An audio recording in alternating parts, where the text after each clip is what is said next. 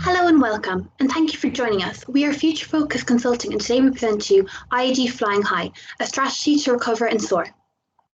My name is Clara Roham, and I am joined today by my colleagues Dylan Tuig, Anna O'Sullivan, Brian O'Mahony, and Evelyn O'Flynn. Today we come to you to discuss the key issues facing the international airline group and suggest solutions and strategies for growth and expansion. We predict that IAG will recover from the effect of COVID-19 pandemic by 2022.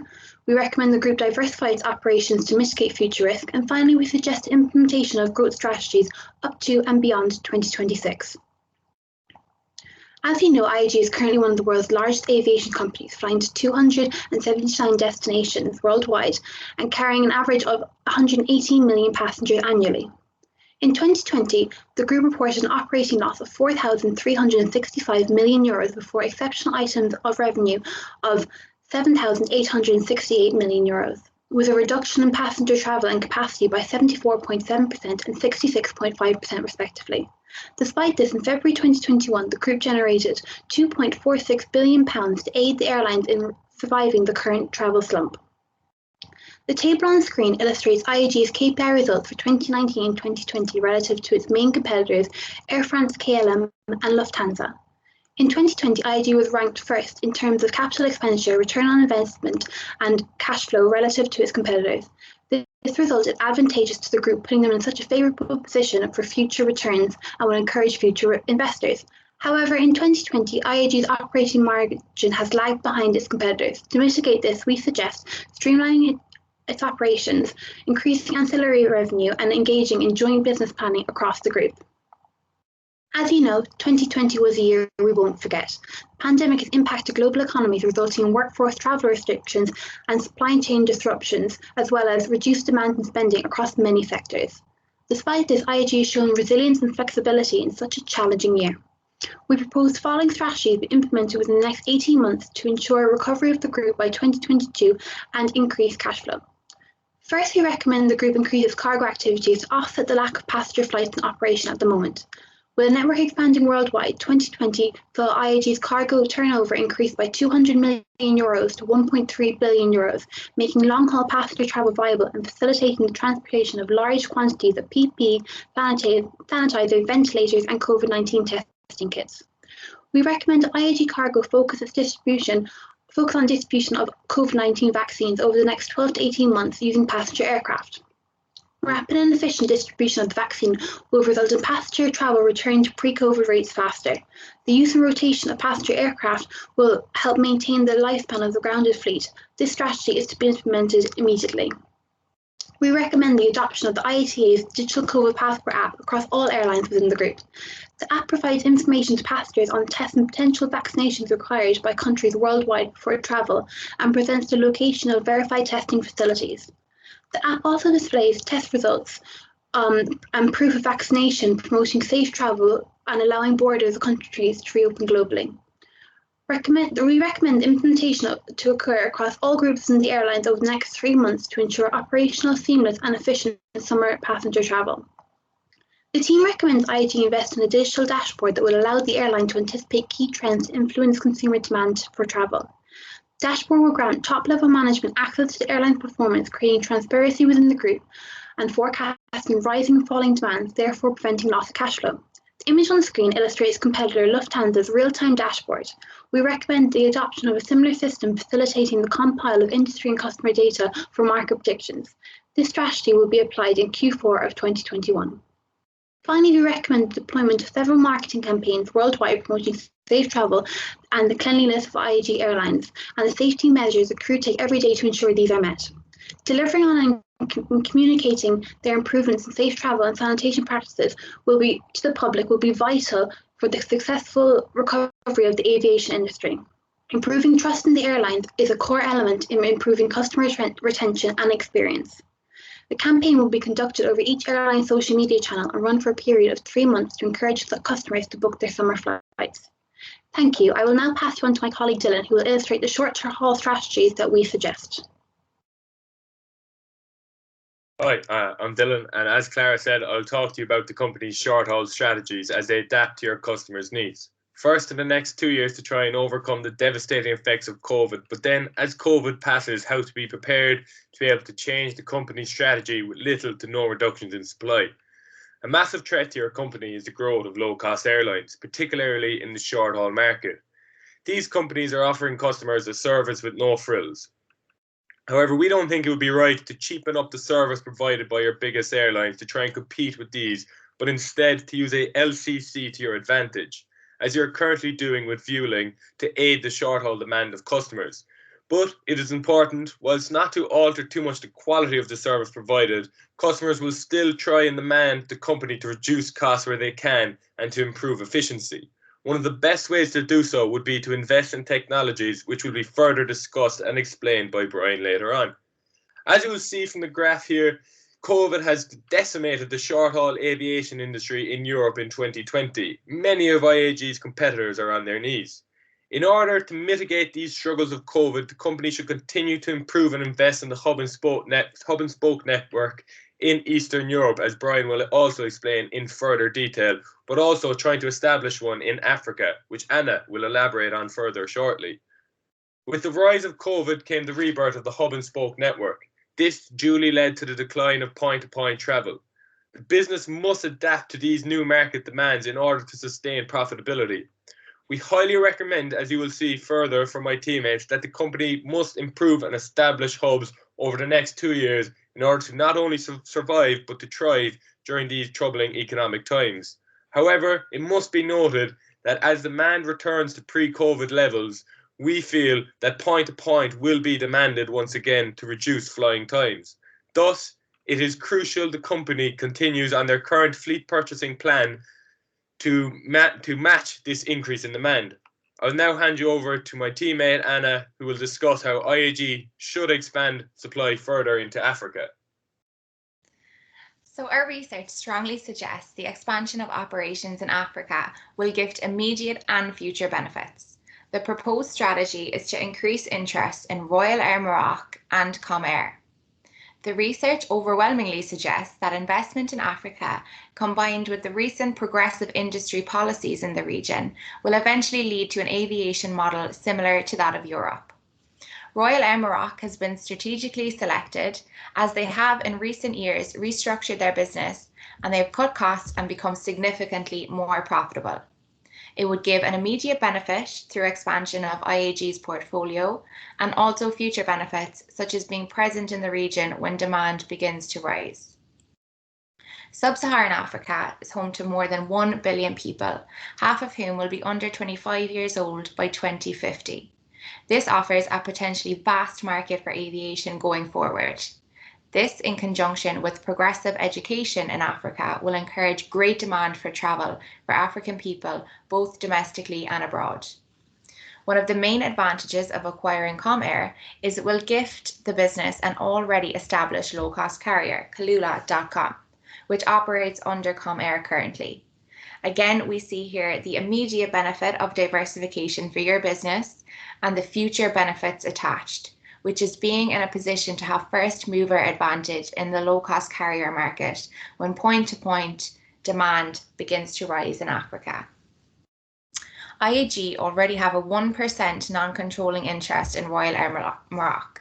Channels to enter talks with Royal Air Maroc are easily accessible due to our already existing relationship. Entry barriers are also low to increase interest in Comair as it's a franchisee of British Airways. It is critical that IAG recognise the potential here and the progressions that can be made in this region over the years as demand for travel, both long-haul and point-to-point, increase. It is crucial that IAG are present and ready for expansion. Now I'll pass you over to Brian to present some additional expansion strategies. Thanks, Anna. Today, my name is Brian, and today I will be presenting to you on an expansion plan in Eastern Europe and trialling the use of biometrics. So having conducted extensive research, we believe there is huge room for expansion in Eastern Europe and more specifically to set up a hub and spoke network out of the region. As part of this expansion, we recommend to set up the hub in Istanbul airport and to acquire Finnair to aid with this expansion. I will delve further into both of these in a few moments. However, firstly, why Eastern Europe? A 2017 study by Deloitte found Eastern Europe to be the fastest growing region in the world with the exception of Asia. Aviation experts have described Eastern Europe as being the next Middle East. The Middle East saw huge growth in the last decade, but since 2018 this growth has declined. The initial surge in demand in the region was due to its geographical location. Proximity to areas such as Asia, Australia, and Africa meant the Middle East was ideal for providing connecting services. Eastern Europe enjoys a similarly positive geographical location with the added benefit of lower cost of living, so costs such as labour and airport fees will be lower for airlines. Unfortunately, IAG are currently under-resourced in the region, covering a bare 17 cities in comparison to the 47 cities covered by Lufthansa. Now, why Istanbul Airport? This new airport was opened in 2018 to be used as a hub and spoke network.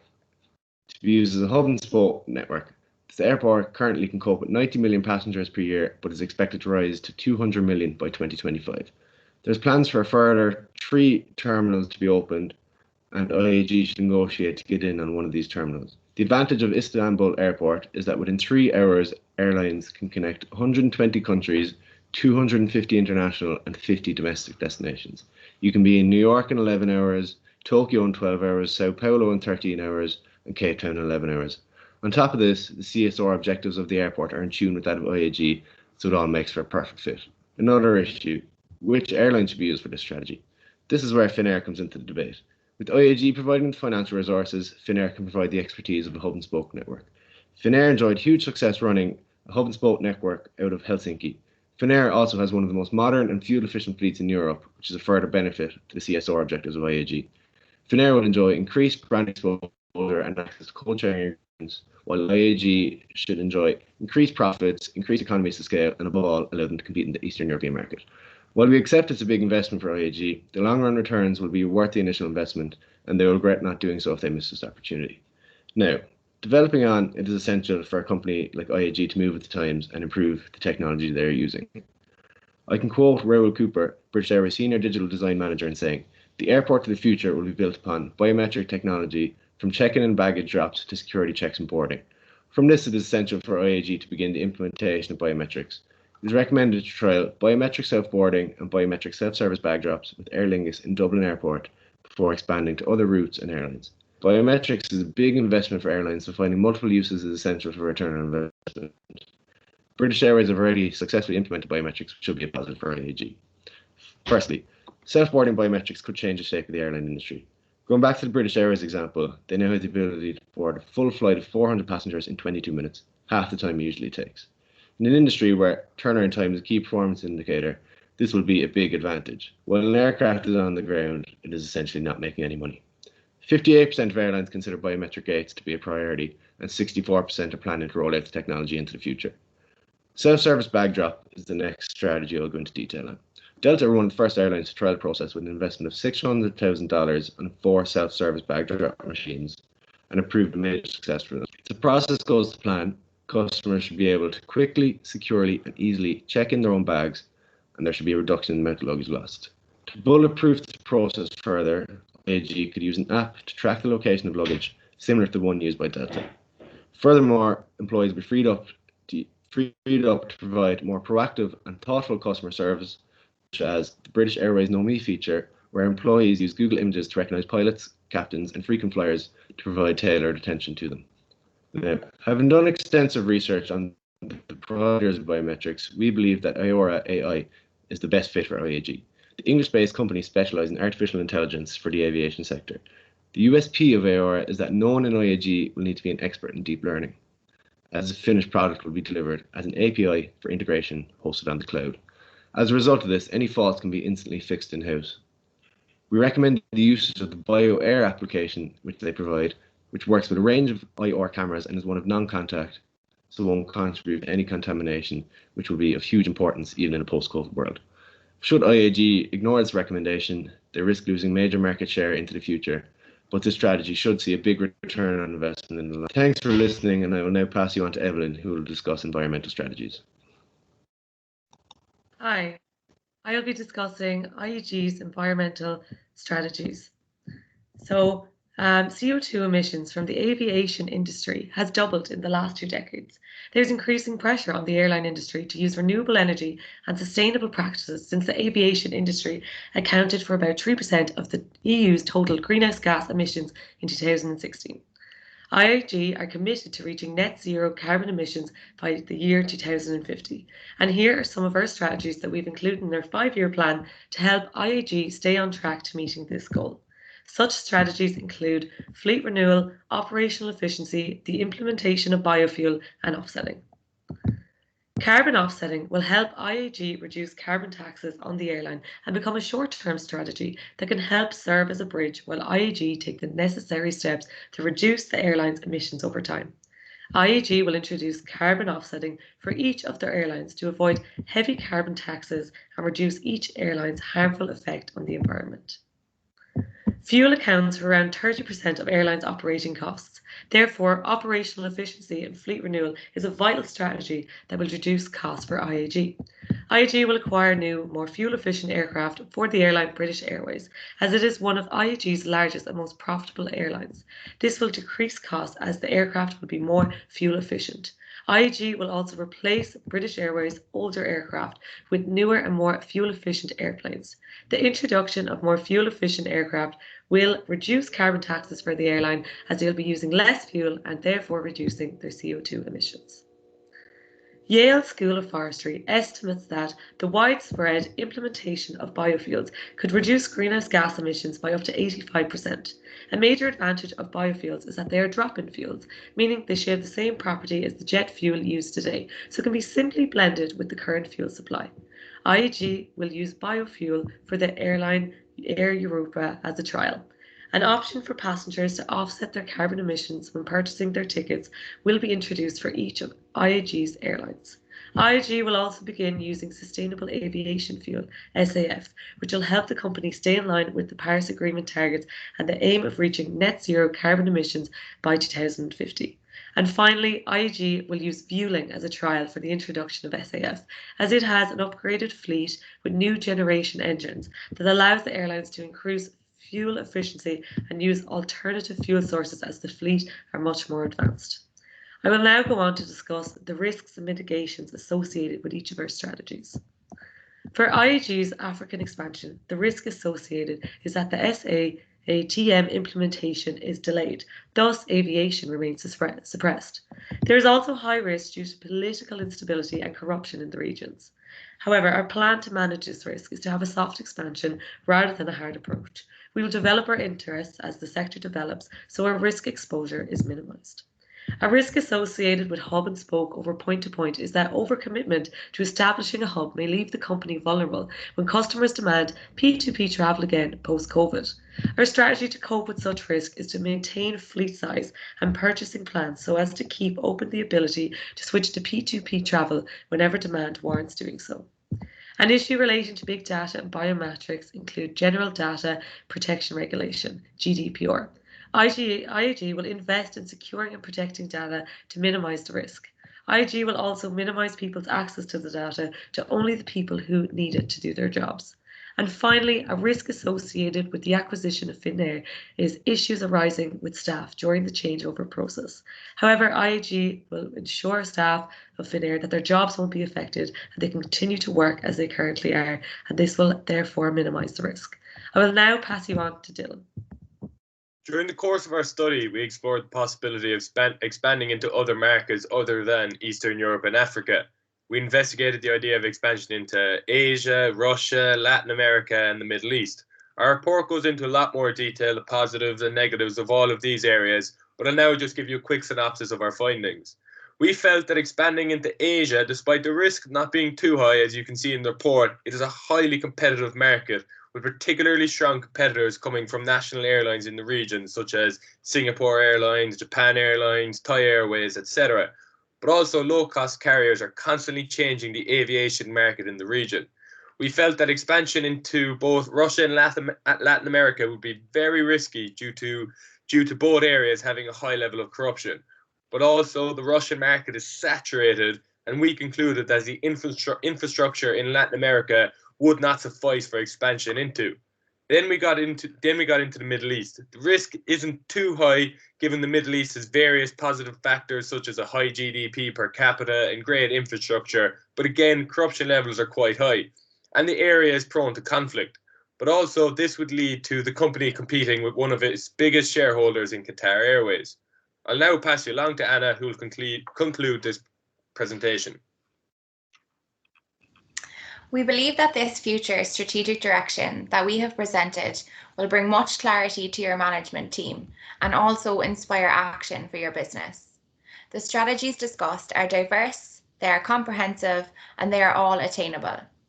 As we have mentioned, many of the entry barriers in our proposed strategies are low, and so making these future goals realistic, which of course is so important in today's business environment.